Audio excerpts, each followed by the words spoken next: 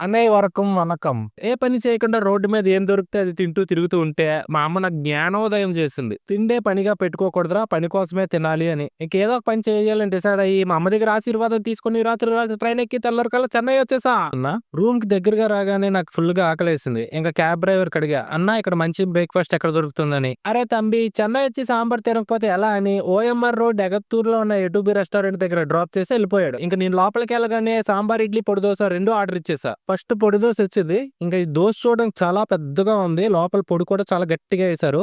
ఇంక దీని టేస్ట్ విషయానికొస్తే నెక్స్ట్ లెవెల్‌లో ఉంది. కానీ కాస్ట్ మాత్రం రూ. 155. నెక్స్ట్ మన ఫేవరెట్ సాంబార్ ఇడ్లీ. దీన్ని మనలాగా రవ్వతో చేయకుండా సగ్గుబియ్యం వేసి చేస్తారు. అందుకే కొంచెం రబ్బర్‌లాగా మెత్త దూదిలాగా ఉంటుంది. సాంబార్ అయితే నెక్స్ట్ లెవెల్ అసల. కానీ దీని కాస్ట్ రూ. 65. ఇంక ఈ 2 తినేసరికి కడుపు ఫుల్ అయిపోయింది. ఇంక ఫాస్ట్‌గా రూమ్‌కెళ్ళి ఫ్రెష్ అయ్యి జాబ్ వెతుక్కోవడానికెళ్ళాలి గైస్. టైం లేదు. మళ్ళీ నెక్స్ట్ వీడియోలో కలుద్దాం. ఇట్లు మీ ఉప్మా పెసరట్టు.